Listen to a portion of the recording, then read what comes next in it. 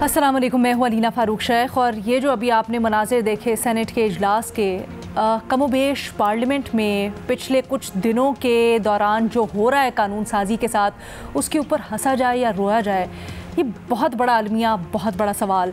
हुकूमत के आखिरी अयाम में आखिरी कुछ दिन रह गए हैं और जिस तरह से धड़ाधड़ कानून साजी हो रही है, बिल्स की फैक्ट्री है, बिल्स प्रोड्यूस हो रहे हैं, पता नहीं हो भी रहे हैं नहीं हो रहे, नाम लिया जाता है और उसको पास करवा दिया जाता है, दर्जनों बिल्स मंजूर किए जा रहे हैं। ये बहुत ही तशवीशनाक सूरत हाल। एक तरफ तो तरीक़ाकार के ऊपर शदीद तहफ़्फ़ुज़ात, शदीद सवालात उठ रहे हैं, कमेटी में बिल्स जाते नहीं हैं, डायरेक्ट असम्बली में आ जाते हैं, असम्बली में बहस नहीं होती है, और हो भी कैसे जिस तादाद में बिल्स टेबल किए जाते हैं शायद ह्यूमनली पॉसिबल नहीं है कि उनको स्क्रूटनाइज़ किया जाए, उनका जायज़ा लिया जाए और उसके ऊपर बहस किया जाए। दूसरा तो आपने ये देख ही लिए मनाजिर कि जब वोटिंग भी होती है तो ने और आयज़ का जब वोट लिया जा रहा होता है, आवाज़ें यस पे कोई नहीं आती, ने नो पे सारे शोर होता है, लेकिन फिर भी उसको स्पीकर साहब या चेयरमैन सेनेट साहब पास कर देते। बहुत ही तशवीशनाक। दूसरी तरफ जो मवाद बिल्स का पेश किया जा रहा है, जो बिल्स हैं वो भी बड़े तशवीशनाक, जिन एटलीस्ट बिल्स की तफसीलात सामने आ रही हैं। वायलेंट एक्सट्रीमिज़म का बिल इंतहाई तशवीशनाक।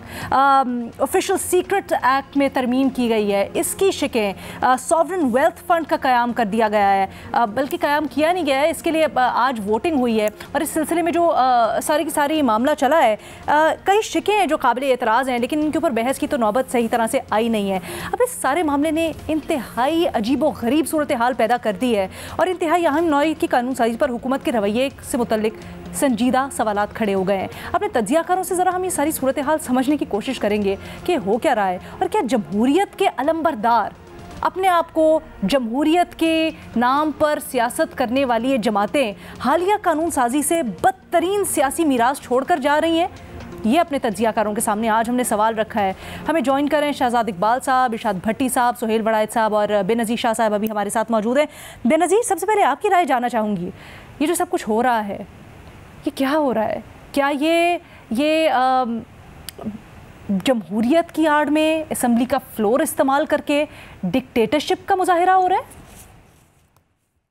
अलीना, मैं फिर से ये बात कहना चाहूँगी कि बड़े अफसोस की बात है कि यही वो सियासी जमातें हैं जो पीटीआई और इमरान खान की हुकूमत पर तनकीद करती थी, और तब बिल्कुल ठीक तनकीद करती थी कि वो ऑर्डिनेंस के ज़रिए कानून साजी कर रहे हैं। और अब यही सियासी जमातें जो हैं, और जब तब कहती थी कि पार्लियामान जो है सुप्रीम है, उसको बाईपास किया जा रहा है और ये किस किस्म की कानून साजी हो रही है, अब यही सियासी जमातें कुछ उसी किस्म की ही कानून साजी कर रही हैं। ये ऑर्डिनेंसेस नहीं है, पर आप इनको ऑर्डिनेंस ही समझे कि अचानक से एक बिल जो है वो पेश हो जाता है, उसी दिन टेबल होता है, ना किसी ने पढ़ा होता है, ना कोरम पूरा होता है, ना मिनिस्टर मौजूद होता है। मिनिस्टर ऑफ एजुकेशन मौजूद नहीं थे जब 24 जो थे बिल यूनिवर्सिटियों के हवाले से जो थे वो पास हो रहे थे, लेकिन वो बिल अचानक से आता है और 2-3 घंटे में पास भी हो जाता है।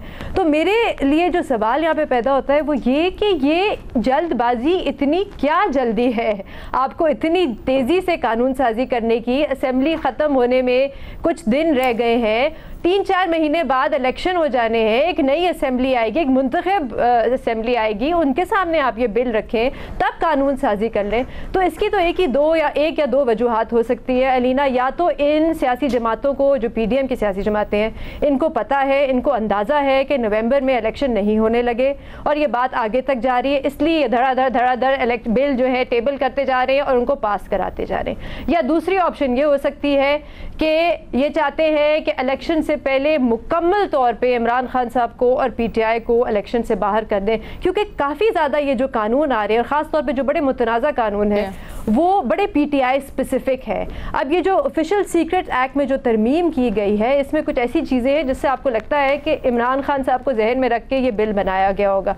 जैसे कि इसमें लिखा हुआ था, पहले जो कानून था उसमें जो प्रोहिबिटेड एरियाज़ थे वो थे मिलिट्री इंस्टॉलेशंस, अगर आप उन पर हमला करो या उनको डैमेज करो। इसमें ऐड किया गया है इस तरमीम के ज़रिए कैंप ऑफिस। और हमें सबको पता है कि पीटीआई के ख़िलाफ़ जो एक केस बनाया जा रहा है कोर कमांडर हाउस के मुतालिक, वो यही है कि वो उनका घर भी था और कैंप ऑफिस भी था। इसके अलावा जो इसमें ऐड किया गया है वो ये कि अगर आप किसी इंटेलिजेंस ऑफिसर की आइडेंटिटी पब्लिक करते हैं, डिस्क्लोज़ करते हैं, तो आप पे 3 साल कैद आपको हो सकती है। ये फिर से इमरान खान साहब स्पेसिफिक लग रहा है, क्योंकि वो जाहिर सी बात है एक इंटेलिजेंस ऑफिसर पे बार बार मेरी राय में तो बेबुनियाद इल्ज़ाम लगाते थे। और एक तीसरी चीज़ जो इसमें ऐड की गई है, पहले ये था कि अगर आप सीक्रेट डॉक्यूमेंट्स कलेक्ट करें तो आपके खिलाफ कार्रवाई होगी। इसमें लिखा हुआ है कि अगर आप रिटेन भी करें तो आपके खिलाफ कार्रवाई होगी। फिर से इमरान खान साहब के खिलाफ इसी किस्म का कुछ केस आजकल बना हुआ है। लेकिन इसके अलावा अगर ये हम सारी चीज़ें अलीना एक तरफ रखते हैं, ये इमरान खान साहब रिलेटेड जो क्लॉजेज हैं इनको एक तरफ रख दें, ये इस कानून में जो और चीज़ें तरमीम के ज़रिए शामिल की जा रही हैं वो हम सब के लिए ख़तरनाक है, आपके लिए, मेरे लिए, एक आम शहरी के लिए। जैसे कि जिस पे बहुत बात हो रही है कि इस कानून के ज़रिए अब ISI और IB के जो अफसरान हैं वो किसी को सर्च कर सकते हैं, किसी के घर को, किसी प्रॉपर्टी को सर्च करते हैं और वो वारंट के बगैर जाके वो सर्च कर सकते हैं और जो दिल चाहे, चाहे वो आपका फ़ोन हो, आपका कंप्यूटर हो, क्या आपकी इंफॉर्मेशन हो, कोई किताब हो, वो आप कब्जे में ले सकते हैं और आपके खिलाफ बाद में उसको एज प्रूफ इस्तेमाल कर सकते हैं। दूसरी चीज़ जो इसमें डाली गई है वो ये कि जो प्रोहिबिटेड एरियाज़ हैं उसमें डाला गया है कि अगर आप एक प्रोहिबिटेड एरिया के आसपास भी हो, मतलब इन द विसिनिटी ऑफ, तो आपके खिलाफ under the official secret act कार्रवाई हो सकती है। और तीसरी चीज़ जो मेरे लिए बड़ी ख़तरनाक है वो ये कि अगर फ़ौज या इंटेलिजेंस एजेंसीज़ ये फ़ैसला करती हैं कि ये शख्स जो है एक फ़ॉरेन एजेंट है या मुल्क दुश्मन है, और अगर आपके या मेरे पास या भट्टी साहब के पास या किसी के पास भी उस शख्स का नंबर, फ़ोन का नंबर निकल आए मेरे फ़ोन में से, या घर का पता निकल जाए या कोई भी मालूमात आ जाए, तो हमारे ख़िलाफ़ कार्रवाई होगी। और ये ख़तरनाक इसलिए अलीना क्योंकि हम सहाफ़ी हैं, हम सब यहाँ पैनल पर जो बैठे हुए हैं, तो मुझे नहीं समझ आती कि अगर मेरे फ़ोन से मिसाल के तौर पे कल अगर इंडियन हाई कमिश्नर का नंबर निकल आए, उनके घर का उनका एड्रेस निकल आए, तो क्या मेरे खिलाफ कार्रवाई होगी? कोई क्लैरिटी नहीं है कि कौन फैसला करेगा कि मुल्क दुश्मन कौन है, फॉरेन एजेंट कौन है, कौन कार्रवाई करेगा। तो मैं फिर से कहूँगी अलीना, ये कानून बनाए जा रहे हैं। PTI के दौर में तो ऑर्डिनेंसेस लाई जाती थी, चले वो 120 दिन के बाद लैप्स कर जाती थी, या चले सनसेट क्लॉज होता था पहले इस किस्म के जब कानून लाए जाते थे। ये तो कानून है, ये हम सब पे अप्लाई होंगे। ये आप ला PTI के लिए रहे हैं, लेकिन ये जमहूरियत के खिलाफ इस्तेमाल होंगे, फ्रीडम ऑफ एक्सप्रेशन के खिलाफ इस्तेमाल होंगे, डिसेंट के खिलाफ इस्तेमाल होंगे। शहजाद साहब, आप क्या समझते हैं, क्या हुकूमत को ये रियलाइजेशन ही नहीं है कि ये कल को इनके खिलाफ भी इस्तेमाल हो सकते हैं? ये इसके क्या कॉन्सिक्वेंसेस होंगे? ये कर क्या रहे हैं? अलीना बहुत शुक्रिया। पहले तो मुझे एतराज़ सवाल पर है जिसमें आपने कहा है कि जमहूरियत के अलमबरदार। मेरे ख्याल से ये टर्म का इस्तेमाल करना नाजायज़ होगा, क्योंकि सो कॉल्ड अलमबरदार तो कह सकते हैं जमहूरियत के, और वो इस वजह से कि ये तमाम पॉलिटिकल पार्टीज पे अप्लाई करता है कि जब ये ऑपोजिशन में होती हैं तो बड़ी अच्छी अच्छी बातें करते हैं, जमहूरी प्रिंसिपल्स की बातें करेंगे, आइन की बातें करेंगे, असूल की बातें करेंगे, लेकिन जब ये हुकूमत में आते हैं तो इनके तौर तरीके, इनके जो ख़यालात या इनके जो इक़दामात हैं वो उसके बिल्कुल बरक्स होते हैं। तो मुझे तो नहीं लगता कि ये जमहूरियत के अलमबरदार कहलाने के लायक हैं। सो कॉल्ड आप कह सकते हैं फिलहाल, और ख़ासतौर पर इस वक्त जो जिस किस्म के इक़दामात ये उठा रहे हैं। जितनी तेज़ी से बिल आ रहे हैं बग़ैर मुशावरत के, बग़ैर कंसल्टेशन के, और वो विद इन द पार्टी भी कंसल्टेशन नहीं है। जो prevention of violent extremism bill की आपने बात की, हुकूमत के अपने लोग खड़े होकर उस पर एतराज़ कर रहे थे। राना सनाउल्लाह उसका दिफा कर रहे थे हमारे प्रोग्राम में, लेकिन बज़ाहिर ऐसा लग रहा था कि कानून उन्होंने भी ठीक तरीके से नहीं पढ़ा। अगले दिन आज़म नज़ीर तारड़ साहब कह रहे हैं ये बिल तो हमने तैयार ही नहीं किया, तो पिछली हुकूमत तैयार करके गई थी, हमने तो खाली पेश किया है। मेरे ख्याल से पार्लियामेंट के साथ एक बहुत बड़ा मजाक हो रहा है। और ये बात दुरुस्त है कि ये ऑर्डिनेंस नहीं है, लेकिन ऐसा लगता है कि एक एग्जीक्यूटिव डिसीजन के थ्रू फैसले हुए हैं जो कि अब असेंबली से पास करवाए जा रहे हैं, और ऑर्डिनेंस तो फिर भी लैप्स हो जाता है। ये तो कानून रहेगा और हमेशा के लिए रहेगा। और ये जो हुकूमत इस वक्त मौजूद है इनको तो पता होना चाहिए, क्योंकि पीका कानून भी ये लेकर आए थे 2016 में, बाद में वो इसका खुद शिकार बने थे। तो अभी ये किस खाम ख्याली में है, क्या इनका मकसद है? बाज़ाहिर तो ऐसा लगता है क्योंकि इनको पता है एस्टैब्लिशमेंट इनकी साइड पर है और इस वक्त जो टारगेट हदफ है वो पाकिस्तान तहरीक इंसाफ है, इसलिए जो कुछ हो रहा है होने दें। लेकिन मेरे ख्याल से बहुत शॉर्ट टर्म थिंकिंग है। आगे जाके उनको तो नुकसान होगा ही, लेकिन मुल्क को नुकसान होगा, सिविल सोसाइटी को नुकसान होगा, हम सब सहाफियों को भी इसका बड़ा नुकसान होगा। जो बिल्स पिछले कुछ दिनों में पास हुए, एक तो हमने वायलेंट एक्सट्रीमिज्म की बात की, तौहीन पार्लियामेंट का बिल आया, केयर टेकर हुकूमत को बाइख्तियार बनाने का बिल आया, आर्मी एक्ट में तरमीम की गई, ऑफिशियल सीक्रेट एक्ट में तरमीम की गई। ऐसा लगता है कि जैसे पार्लियामेंट खुदा ना खास्ता दोबारा इस मुल्क में आनी नहीं है। जाती हुई हुकूमतें अक्सर ये करती हैं कि बहुत सारे बिल जो पेंडिंग होते हैं वो महकमे देते हैं और वो बिल पास हो जाते हैं, लेकिन जहां कंट्रोवर्शियल और इतने अहम बिल हो जिस पर डिस्कशन जरूरी हो, उसको अगर आप इस तरीके से पास करेंगे तो यही शक पैदा होता है कि शायद एक लंबे अरसे के लिए केयर टेकर आ रहा है। और स्पेशली जब ये केयर टेकर को इजाफी पावर देने की बात की गई, इसहाक डार साहब का नाम आया, और अब जो सेंसस की बात कल कर दी है जो अगले सवाल में आप डिस्कस करेंगी, उससे तो ये लगता है कि हुकूमत प्रिपेयर्ड है इस बात के लिए कि एक लंबा केयर टेकर सेटअप आएगा। और उनको चाहिए तो ये था कि अगर ऐसा कोई प्लान है उसको खुलकर अपोज करते, मीडिया में लाते, उसके खिलाफ रुकावट बनते। लेकिन लगता है कि ये जो जमातें इस वक्त हुकूमत में है ये पार्ट ऑफ द प्लान है। हो सकता है इनकी मजबूरी हो, बट ये क्या मजबूरी है कि 13 जमातें उठ के आवाज नहीं उठा सकती? तो ये जो कुछ होने जा रहा है इस वक्त, ये उसके बराबर के जिम्मेदार होंगे। ये नहीं कह सकते कि हमने असेंबलियां 8 तारीख को 9 तारीख को तहलील कर दी, आगे इलेक्शन कमीशन का फैसला है कि वो इलेक्शन कब करवाएं। ये जो कुछ हो रहा है हमारे सामने हो रहा है। आगे जाके सवाल में मैं बताऊंगा कि कैसे कैसे इन्होंने यूटर्न लिया, लेकिन मैं एक इंपॉर्टेंट आपको बात बताऊं कि इसमें जो आर्मी एक्ट है, ऑफिशियल सीक्रेट एक्ट की बड़ी डिटेल में अभी बेनजीर ने बात की। आप महकमों को, इदारों को, इंडिविजुअल्स को, ओहदों को जो एक्स्ट्रा ऑर्डिनरी पावर्स दे रहे हैं, ये मेरे ख्याल से तो किसी को फायदा नहीं पहुंचाएंगे। और दो यही एनालिसिस बनते हैं, या तो केयर टेकर सेटअप के लिए हो रहा है, या तो पाकिस्तान तहरीक इंसाफ और पाकिस्तान तहरीक इंसाफ के चेयरमैन को बिल्कुल मार्जिनलाइज करने के लिए, इलेक्शन से बाहर करने के लिए हो रहा है। मेरे ख्याल से इस वक्त ये हुकूमत को सोचने की जरूरत है कि जो भी इस वक्त करेंगे वो बाद में इट विल बाइट देम, वो आके इन्हीं को नुकसान पहुंचाएगा। और ये माजी में हमने देखा है। बट मुझे ये समझ नहीं आ रही कि अगर हम लोग यहाँ बैठ के बातें कर रहे हैं और पिछले 2 हफ्तों से कर रहे हैं हम सुहेल वड़ायत साहब, तो हुकूमत में इतने सीजन्ड पॉलिटिशियंस, इतने सीजन्ड लोग बैठे हैं, उनके पास हर तरह की रिसोर्स अवेलेबल है, उन लोगों को इस बात की समझ नहीं है? यकीनन होगी। तो फिर वहाँ क्या थॉट प्रोसेस है, क्यों ये सब कुछ हो रहा है? ये जो लेगेसी छोड़ के जा रहे हैं, इसका बोझ उठा सकेंगे ये सुहेल साहब? देखिए, प्रॉब्लम यह है कि 3 चीजें मैं समझता हूं कि इसकी वजह हो सकती है। नंबर 1 तो वजह यह है कि हर असेंबली जो है वो जाते हुए ऐसा ही करती है, क्योंकि बहुत से पाइल अप चीजें होती हैं और बनी होती हैं, तो वो जो है वो उस वक्त कोशिश की होती है कि हम इसको सारे को क्लियर कर दें। दूसरी वजह यह है कि इस वक्त अपोजिशन तो है नहीं असेंबली में, नाम नेहाद अपोजिशन है, तो वो बड़ा आसान है इनको पास करवाना, ना इस पे कोई डिस्कशन की जरूरत होती है, क्योंकि सभी हम ख्याल है, सबका फायदा है। और तीसरी वजह मैं ये समझता हूँ कि जितने भी ये बिल आ रहे हैं ये इनके सियासी फायदे में है।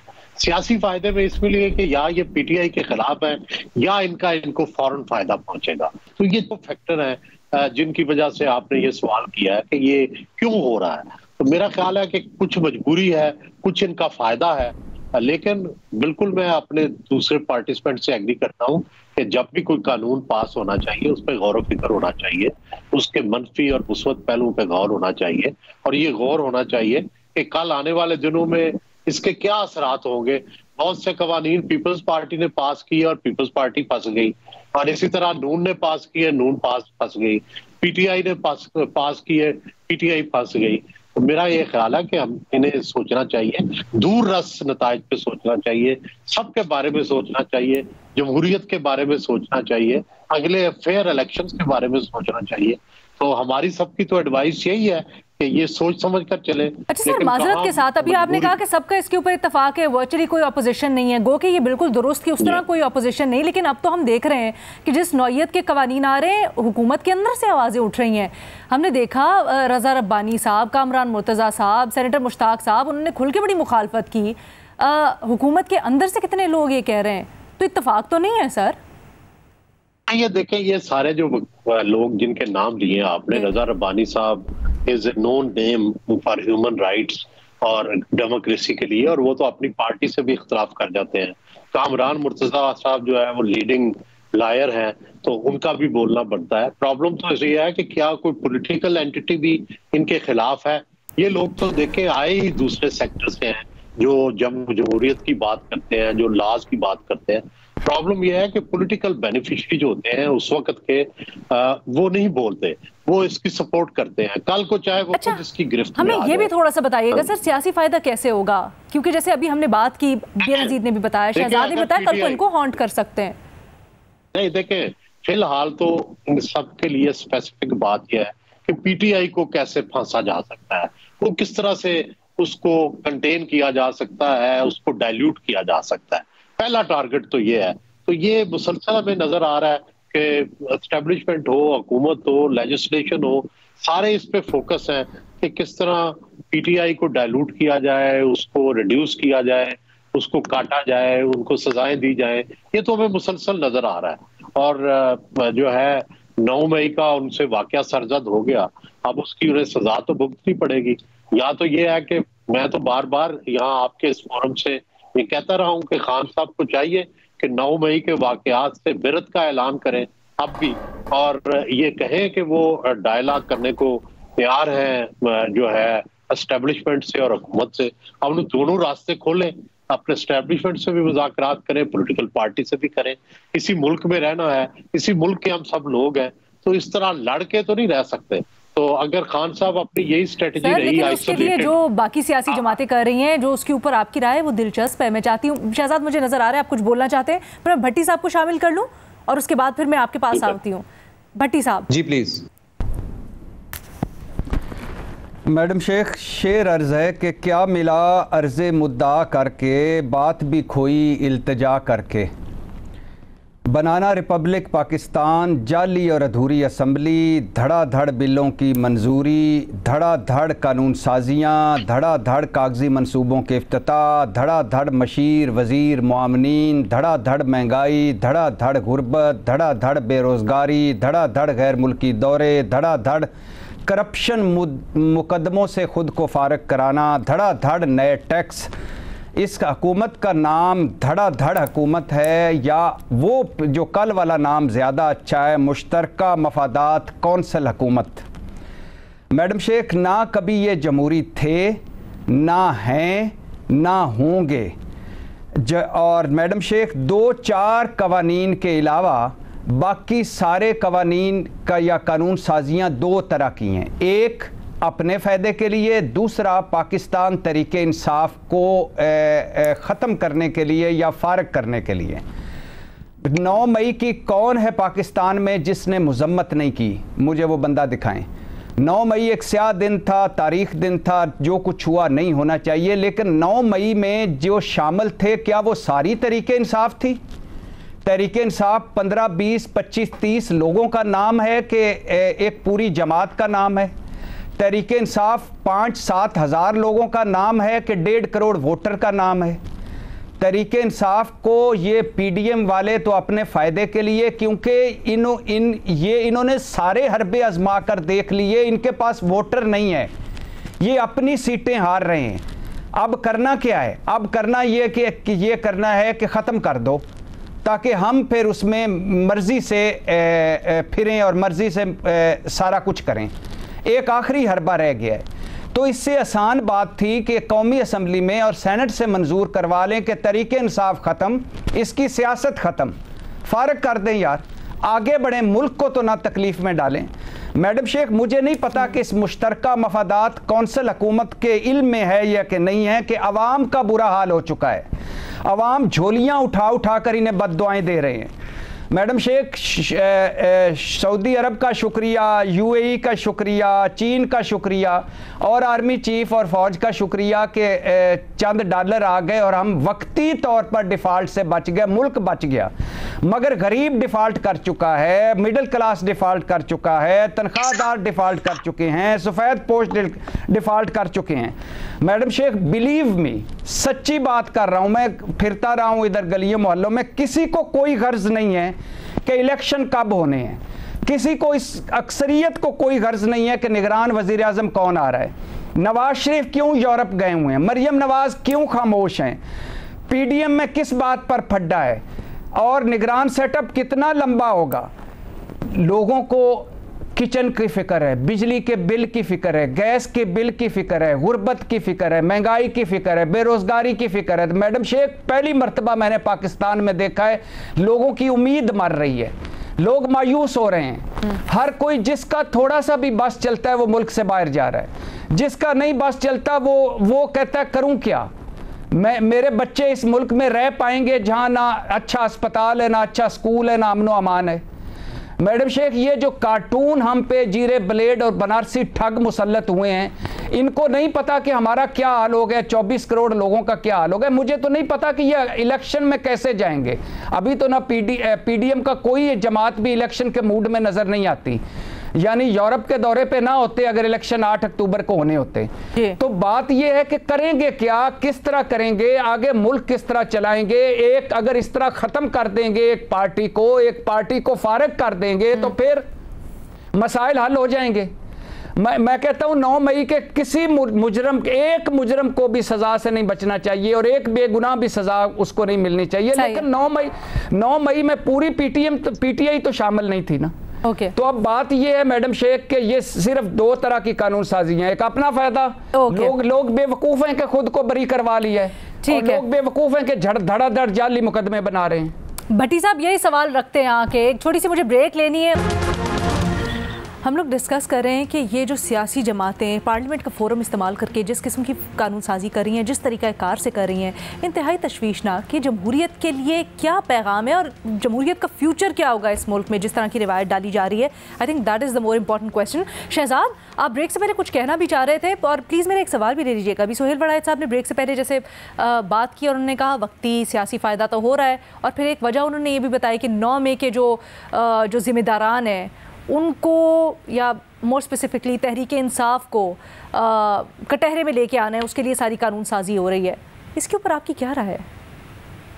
जी, मेरे ख्याल से ठीक कह रहे हैं, मैं इत्तेफाक करता हूं। और पहले मैंने यही बात की कि ये 2 ही हदफ नजर आते हैं। एक तो उनको नजर आ रहा है कि केयर टेकर सेटअप शायद लंबा चलेगा, फौरी तौर पे असेंबली नहीं आएगी, इसलिए जितने कानून पास करने हैं कर लो, या जो कानून पास करवा रहे हैं वो इनसे करवा रहे हैं। और दूसरा मकसद यही है कि जो कानून साजी है वो इनको बेनिफिट करती है और तहरीक इंसाफ के खिलाफ जाती है इस वक्त। और आपको याद होगा कि बहुत अरसे पहले, इस वक्त तो ये सेटअप भी सारा नहीं आया था, तो उस वक्त मुस्तफा नवाज खोकर साहब ने कहा था कि ये हाइब्रिड 2.0 है, और मेरे ख्याल से उनका अंदाजा दुरुस्त साबित हुआ है। क्योंकि इस वक्त आप देखें कि जिस हुकूमत को हम पहले पीटीआई हुकूमत को हाइब्रिड कहते थे, तो ये आपको हाइब्रिड 2.0 नजर आएगी, हर लिहाज से हाइब्रिड 2.0 नजर आएगी। और अभी लेकिन आप मसला पता है क्या होता है, जैसे अब जब पीटीआई चेयरमैन चले गए, इक्तदार में नहीं है, तो सारी जिम्मेदारी दूसरों के कांधों पे डाल रहे हैं कि फला फैसला भी किसी और का था, अगर काजी फाइज ईसा के खिलाफ रेफरेंस आया वो भी कोई और लेकर आया था, और कोई डिसीजन था वो भी इख्तियारात मेरे पास नहीं थे।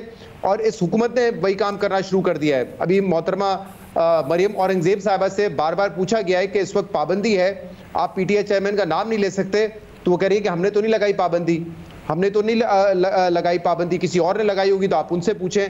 और आप ये देखेंगे कि जब ताल्लुकात खराब होंगे एस्टैब्लिशमेंट के साथ, तो ये जो कुछ इस वक्त हो रहा है, चाहे वो बिल्स की सूरत में हो रहा है या बगैर किसी कानून साजी के जो फैसले हो रहे हैं, उसकी जिम्मेदारी, उसका ओनस ये बाद में किसी और पे ही डालेंगे। पीटीआई ने भी यही किया था और आइंदा भी मुझे यही होता नजर आ रहा है। सोहेल वड़ायत साहब, मैं दोबारा आपके पास जी बेनज़ीर एक छोटी सी बात ऐड कर। देखिए, मेरे ख्याल से सभी इस पैनल पे ये बात से एक कंसेंसस होगा कि जो 9 मई में जो मुलव्विस थे उनके खिलाफ कार्रवाई होनी चाहिए। लेकिन हम अलीना क्या देखते हैं कि जब भी ये केसेस अदालतों में जाते हैं, आप यास्मीन राशिद का ले लें, लाहौर हाई कोर्ट से जो फैसला आया, अली मोहम्मद खान का जो फैसला आया पेशावर हाई कोर्ट से, आप शाह महमूद कुरैशी साहब का वो फैसला पढ़ लें, उसमें बार बार पूछा जा रहा है कि सबूत किधर है, आप सबूत क्यों नहीं ला के रख रहे। लाहौर हाई कोर्ट के फैसले में तो ये लिखा उन्होंने कि कोई व्हाट्सएप मैसेज, कोई तस्वीर, कोई वीडियो आप अदालत में लाके पेश तो करें ताकि केस आगे बढ़े। लेकिन और अली मोहम्मद खान के केस में उन्होंने लिखा कि ऐसा लग रहा है कि सुनी सुनाई बातों पे एफआईआर बना दी गई है, तो आप लाके सबूत लाएं, एक तरीकेकार, एक तरीके से, एक ड्यू प्रोसेस से केसेस को आगे बढ़ाएं, बजाय इसके कि जल्दबाजी में आप केसेस खराब करें और इस किस्म के कानून लेके आए। लेकिन isn't that the whole point कि जिस तरह की हुकूमत उसमें किरदार अदा कर रही है, जमहूरी हुकूमत, क्योंकि हम तो इनको लेके आए ना वोट दे के, तो हम इन्हीं को जवाबदेह ठहराएंगे। अब ऑफिशियल सीक्रेट एक्ट का आपने हवाला दिया, उसमें बज़ाहिर अगर हम ये भी बात कर लें कि 9 मई के किरदारों को सज़ा देने के लिए या फिर ज़िम्मेदारान तक पहुंचने के लिए जो अमेंडमेंट्स की जा रही हैं, जिस तरह से कवानीन ये लोग पास कर रहे हैं, उसको फिर किस तरह से जस्टिफाई करेंगे? क्या किया भी जा सकता है सोहेल वड़ाइद साहब? जस्टिफाई करने की जरूरत नहीं है अलीना, आप कार्रवाई करें, आप सजाएं दें, जो मुलव्विस थे उनके खिलाफ केसेस बनाए। जैसे हम अमेरिका की अक्सर बात करते हैं, कैपिटल हिल राइट्स जो हुए, 2 साल उन्होंने इन्वेस्टिगेशन की, प्रॉपर इन्वेस्टिगेशन की, ट्रायल चला, फिर सख्त से सख्त सजाएं दी। यहाँ पे आप अदालत में उनको पेश कर देते हैं, उनको जेलों में रखते हैं कितनी कितनी देर, सबूत आप रखते नहीं है अदालत के सामने। सोहेल वड़ाइद साहब, मैं आपकी राय जानना चाहूंगी, और इस चीज़ के ऊपर भी कि आप इसको सियासी फ़ायदा तो सर कह रहे हैं और बज़ाहिर वो तो लग रहा है, लेकिन ये मुल्क में जमहूरियत के लिए क्या पैगाम है सर? देखिए, ऐसा लगता है कि हमारी जमहूरियत जो है वो तो डी ट्रैक हो गई और इसके जिम्मेदार भी हम सब खुद हैं। देखिए, पहले जो नून लीग थी उसको जब इक़्तिदार से निकाला गया और 2018 का इलेक्शन हुआ, वो सरासर एस्टेब्लिशमेंट की सपोर्ट से पीटीआई जीती। फिर जो अगले रजीम आया पीटीआई का, वो एक पेज पर थे एस्टेब्लिशमेंट, चुनाचे स्पेस डेमोक्रेसी की और कम हुई। और फिर उसके बाद जब ये तहरीक अज़्म एतमाद के बाद ये नई हुकूमत बनी है, इसके बाद स्पेस और कम होनी शुरू हो गई और 9 मई के बाद तो स्पेस बहुत ही कम हो गई है। अब तो ऐसे लगता है कि जो डेमोक्रेटिक फोर्सेस हैं, बावजूद इसके कि वो आपस में लड़ी हुई है, लेकिन इन सब के लिए भी कोई स्पेस जो है वो बची नहीं है। इनको एस्टेब्लिशमेंट के साथ और उसकी डिक्टेशन पे चलना पड़ेगा। और उसकी रीजन ये है कि जब आप एक पब्लिक सपोर्ट साबित नहीं कर सके, जब 5000 लोग जो हैं वो 9 मई के बाद 10 मई को निकलते ही नहीं है, तो उसके बाद इमरान खान साहब का ये दावा तो खत्म हो गया कि मैं एस्टेब्लिशमेंट को दबा सकता हूँ या मैं नया इनकलाब ला सकता हूँ या मेरे पास इतनी ताकत है कि मैं स्ट्रीट्स में ले आऊं तो सारा कुछ बंद कर दूंगा। वो दावा तो एस्टेब्लिशमेंट को पता चल गया कि नहीं पूरा हो सकता। अब चुनाचे एस्टेब्लिशमेंट वो जो स्पेस है वो क्यों दे पॉलिटिशियंस को? पॉलिटिशियंस को स्ट्रगल करनी पड़ेगी और उसके लिए जरूरी है, जो मैं अर्ज कर रहा हूं, कि पहले तो इमरान खान ये सोचें कि भाई मुझे पॉलिटिकल पार्टीज के साथ पॉलिटिकल स्ट्रगल में शामिल होना है, मुझे जमहूरियत की स्ट्रगल में शामिल होना है। और इसी तरह दूसरी जमहूरी पार्टियां भी ये सोचें कि अगर उन्हें जमहूरी स्पेस चाहिए, अगर उन्हें वाकई ही इलेक्टेड गवर्नमेंट का रोल अदा करना है, तो उसके लिए पॉलिटिकल स्पेस पैदा करें और उसके लिए जो है ऐसा माहौल बनाएं कि जिसमें डेमोक्रेसी जो है फल फूल सके। लेकिन अगर असेंबली का, अगर पार्लियामेंट का ये रवैया होगा तो फिर कैसे पॉलिटिकल स्पेस पैदा करेंगे? ये तो कंसीड करने वाली बात नहीं, अपनी स्पेस। जी, मैं यही कह रहा हूँ कि इसके लिए जरूरी है कि दोनों तरफ से पेशरफ्त हो। खान साहब तो देखे ना, मुसलसल आज तक इनको लीडर ही मानने को तैयार नहीं है, यही मानने को तैयार नहीं है। वो तो अब भी बार बार यही कहते हैं मैं आ गया तो फिर इनको जेलों में भेज दूंगा। तो अब आप एक जब ये सरेआम ये धमकी देते हैं कि मैं इनको जेलों में भेज दूंगा, वो मुज़ाकरात कैसे आपसे करेंगे? तो देखो, खान साहब की तरफ से भी कुछ नरमी की जरूरत है और इन पॉलिटिकल पार्टीज को भी ये एहसास होना चाहिए कि ये आप लाखों करोड़ों लोगों के नुमाइंदे हैं। अगर आपने उनको कुछ फलाह करनी है, अगर डेमोक्रेसी के लिए कुछ स्पेस आपको चाहिए, तो उसके लिए जरूरी है कि कोई पॉलिटिकल कंसेंसस हो। अगर आप एक दूसरे को मारते रहेंगे, पीडीएम आके पीटीआई को मारेगी और पीटीआई आके पीडीएम को मारेगी, तो फिर तो कभी डेमोक्रेसी नहीं पाकिस्तान में फल फूल सकेगी।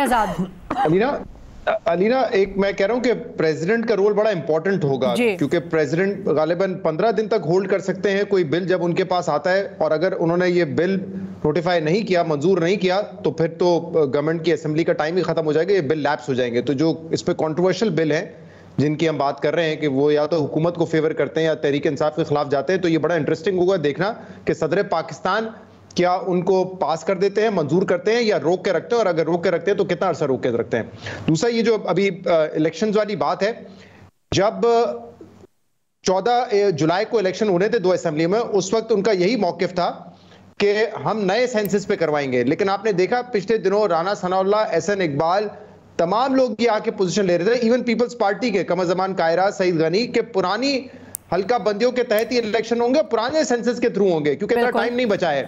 तो जरा हमें सवाल पूछना चाहिए कि 2 दिन में ऐसा क्या हुआ है, किसका दबाव था, या किस वजह से आपने ये फैसला किया कि वजीर आजम को आके कहना पड़ा कि हम नए सेंसस पे करेंगे, जिसके बाद इम्कान है कि सीसीआई जो है के सेंसस को नोटिफाई कर देगी और उसके बाद ऑटोमेटिकली पे नए सेंसस है उसके तहत इंतखाबात होंगे। तो ये चेंज ऑफ पोजीशन 1 हफ्ते के अंदर कैसे हो गई है?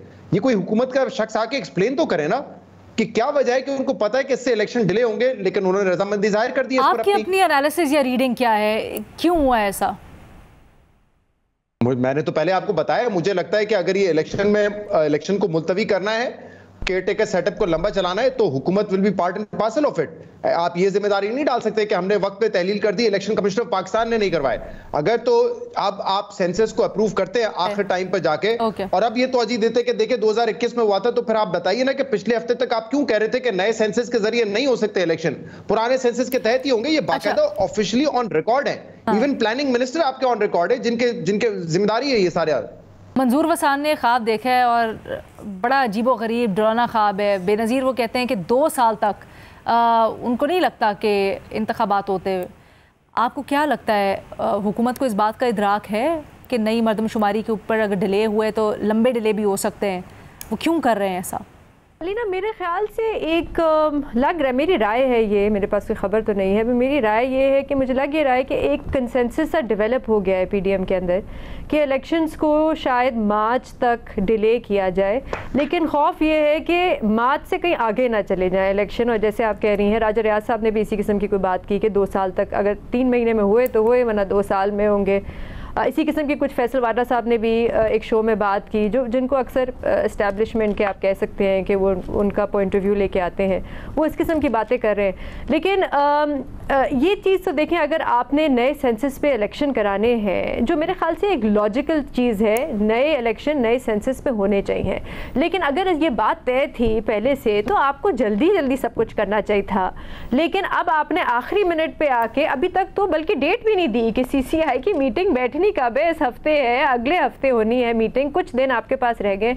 आज मेरी वैसे कुछ लोगों से बात हुई थी, कुछ अफसरान से, इलेक्शन कमीशन में भी, पाकिस्तान ब्यूरो ऑफ स्टेटिस्टिक्स में भी। देखिए 2-3 चीज़ें हैं, अगर आप नए सेंसस पे इलेक्शन कराने हैं तो इलेक्शन तो नहीं हो रहे इस साल, वो अगले साल ही होंगे।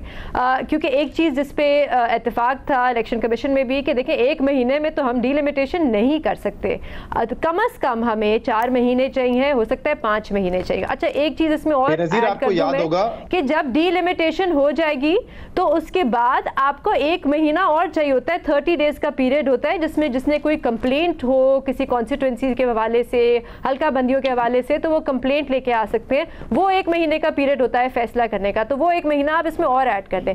दूसरी चीज़ जो मुझे पता चली वो ये कि फंड्स भी चाहिए होंगे। अगर आपने डीलिमिटेशन करानी है तो फिर आपको इलेक्शन कमीशन को, इस हुकूमत को जाने से पहले फंड्स भी देने होंगे। अब वो कितने मुझे नहीं पता, वो एस्टिमेट भी नहीं हुआ। और एक तीसरी चीज़, और जो चीज़ जिस पे बात हो भी रही है और इस पे बात होनी भी चाहिए, कि अगर होता ऐसा है कि किसी एक सूबे की आबादी जो है ज़्यादा होती है, किसी एक सूबे की कम हो जाती है, तो कॉन्स्टिट्यूशनल अमेंडमेंट कौन करेगा? अगर जनरल सीटें किसी एक सूबे की बढ़ जाती हैं या रिजर्व सीट्स आपको बढ़ानी पड़ जाती हैं, तो ये कॉन्स्टिट्यूशनल अमेंडमेंट, असेंबली तो जा रही है कुछ दिनों में, तो कॉन्स्टिट्यूशनल अमेंडमेंट, तो ये सारी चीज़ें हैं। एक चीज़ मैं बस आखिरी ऐड करती जाऊँ कि जो पाकिस्तान ब्यूरो ऑफ स्टेटिस्टिक्स की तरफ से जो उनका वो पोस्ट, क्योंकि वहाँ पर भी बात हो रही थी कि वो जब हमें रिजल्ट देंगे तो फिर हम बैठ के उसको अप्रूव करेंगे, वहाँ से काम खत्म हो गया है। वो कहते हैं हमने मुकम्मल कर लिया है, हमारा पोस्ट एनुमरेशन सर्वे भी मुकम्मल हो गया है, चीज़ें तैयार हैं, जब भी सीसीआई बैठेगी हम उनके सामने रिजल्ट दे देंगे। कल अंसार अब्बासी साहब की खबर भी थी, हमने इसको डिस्कस भी किया, बट इससे बड़ी चीज़ तो ये है कि मरदमशुमारी, नई मरदमशुमारी जिसके ऊपर इंतखाबात की बात करें, उसके ऊपर भी सबको तहफ़्फ़ुज़ात हैं। आज जमात इस्लामी के कराची के जो अमीर हैं, उन्होंने बड़ा खुल के कहा है कि जी पहले तो मरदमशुमारी के अंदर जो मसले मसाइल हैं उसको सही करें ना। तो क्या भट्टी साहब इसके ऊपर इत्तेफाक हो सकेगा तमाम स्टेक होल्डर्स का? नहीं मैडम शेख, मुझे नहीं लगता अच्छा कि मरदमशुमारी पर कोई इत्तफाक होगा। इलेक्शन तारीख पर कोई इत्तफाक है अभी तक, या जो हाल हो चुका है इस वक्त मुल्क का, कौम का, या जिस नफरत और तकसीम में है, जिस धड़ेबंदी में है, वहाँ कोई इत्तफाक होगा। इलेक्शन नताइज पर जो जिस तरह की सूरत हाल जा रही है, इलेक्शन पर कोई इत्तफाक या इलेक्शन नताइज पर इत्तफाक, या कोई अगर जिस तरफ चीज़ें जा रही हैं, अगर इन्हीं हालात में इलेक्शन होता है तो इलेक्शन कोई इस्तेकाम लाएगा, नहीं लगता। मैडम शेख, बात यह है कि ये जो मुश्तरका मफादात कौंसिल हुकूमत है, इनको बना लेने दें, इनको शाबाश दें। ये जो कानून साजियाँ बना रहे हैं, हम ज़्यादा तड़पें तुड़पें ना। ये एक दिन इसी में वो लो आप आगे अपने दाम में सयाद आ गया, आएंगे इसी में, और फिर रोएंगे, और फिर हम डिस्कस कर रहे होंगे कि ये कानून इन्होंने बनाए थे और यही कर रहे थे। सर मसला ये है कि वो जो भी करते हैं उनके साथ जो भी होता है, क्योंकि वो हमारे नुमाइंदे हैं तो हमारे ऊपर भी तो इफेक्ट पड़ता है ना। फिर हम आप जो गरीब मानों की बातें करते हैं, please please please please please madam Sheikh, हमारे आपके होंगे, मेरे कोई नुमाइंदे नहीं। अच्छा, मेरे ये नुमाइंदे नहीं है, प्लीज अल्लाह के नाम पे ना। ये वो जमहूरियत, फिर सर वो जो कानून साजी करते हैं वो आपको क्यों इफेक्ट करती है? जब आपके बच्चों का सर जब वो दूध की कीमतें बढ़ाते हैं तो आपके बच्चे भी तो इफेक्ट होते हैं ना।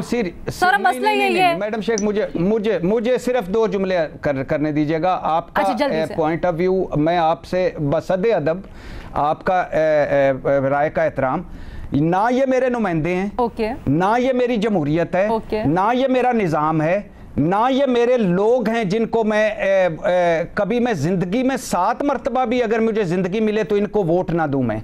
ये वो लोग हैं जिन्होंने हमें आज 75 साल बाद हम जिस मकाम पर हैं वो मकाम डूब मरने का मकाम है, और ये इन्होंने अपनी साथ नस्लें समर गई। हमारा वो जो हाल हो गया है, जो मुल्क का हाल हो गया है, जो मुल्क के इदारों का हाल हो गया है, अभी भी कहते हैं हमारे नुमाइंदे, इस पार्लियामेंट की कारकर्दगी के बाद भी हमारे नुमाइंदे हैं, इन तकरीरों के बाद भी हमारे नुमाइंदे, इन और हमारे दरमियान जो फर्क है उसके बाद भी ना ना ना ना। मेरा नुमाइंदा तो वो होगा जो मुझसे पूछेगा कि बिजली का बिल 50 रुपए फी यूनिट कैसे आ जाता है, कैसे देते हो, अभी तो यही बैठे हैं ना सर, आपकी तहफ्फुज़ात, आपकी शिकायतें अपनी जगह, आपके नुमाइंदे नहीं है। नहीं, मैं इस ना ना ना ना ना कभी भी ना, आप ना तज्जिया करें उनके ऊपर, फिर आप तज्जिया ही ना करें उनके ऊपर, आपके नुमाइंदे नहीं है। छोड़े भट्टी साहब, किस्सा ही खत्म करें, सोहेल साहब से हम पूछ लेते हैं। नहीं छोड़े सर, आप असेंबली नहीं आपकी, आप छोड़े ग्रुप है। नहीं रुक जाए, मैं सोहेल साहब से पूछूंगी। ग्रुप है मैडम शेख, कैसी बात करती मैं तज्जिया ना करूं, मेरा मुल्क रुक जाए ना, मैं उसके खिलाफ बात कर रहा हूँ, उसके खिलाफ लड़ रहा हूँ और आखिरी लम्हे तक लड़ूंगा जो फोरम मेरे पास है।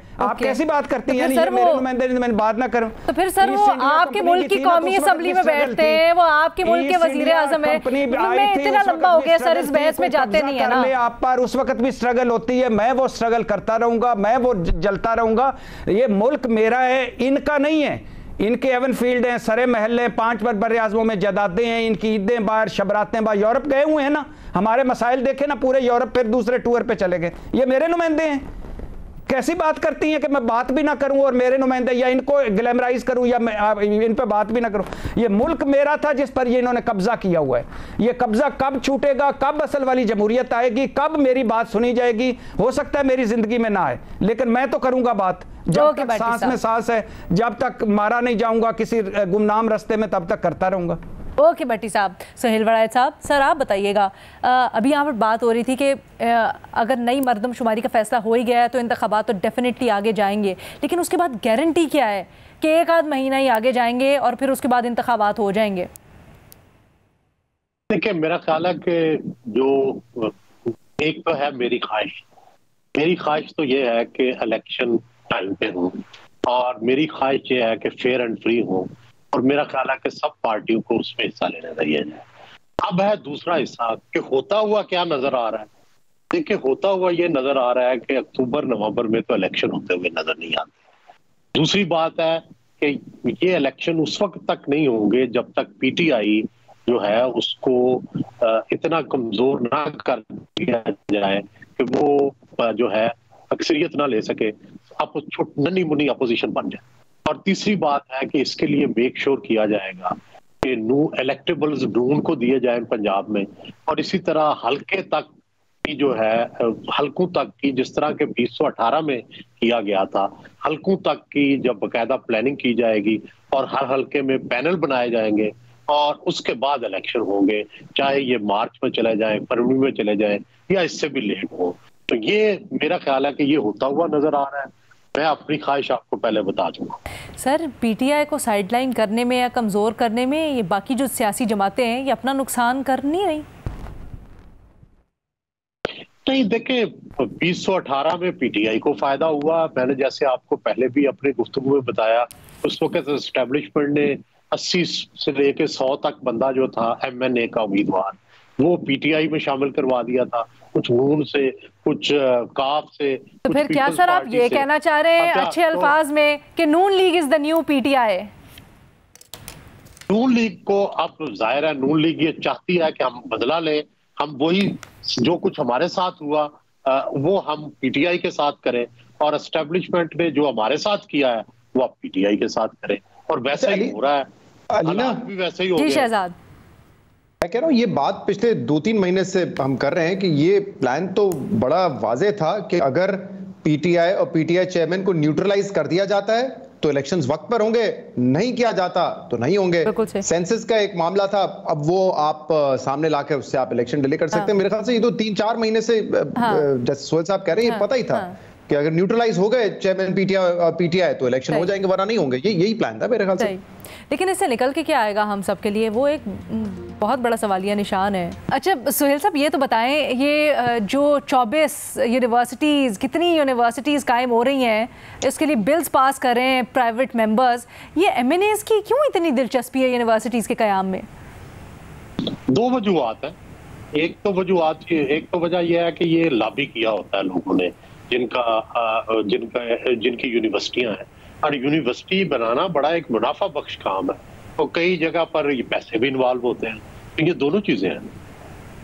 अच्छा तो सर आपको लगता है यहाँ पर ज्यादा ये वाली चीज है क्योंकि कोई कवायद ज्यादा लॉबी होती है, और लॉबी में जाहिर है पहले से हुकूमती बेंचेस जो हैं उनकी तरफ से चूंकि ये आती है तो हुकूमती बेंचेस में लॉबी कर ली जाती है, और उसको इस में जिस बंदे की जो यूनिवर्सिटी बन रही होती है आम तौर पर वो जाहिर है एकदम ही जो ही उसकी अप्रूवल होती है तो यूँ समझिए कि वो करोड़पति हो जाता है। अच्छा। तो इससे आसान तो कोई नुस्खा नहीं है पाकिस्तान में अमीर होने का। कितना वैसे मुनाफा होता है, क्या एमएनएस वगैरह को क्या मिलता है इस सिलसिले में?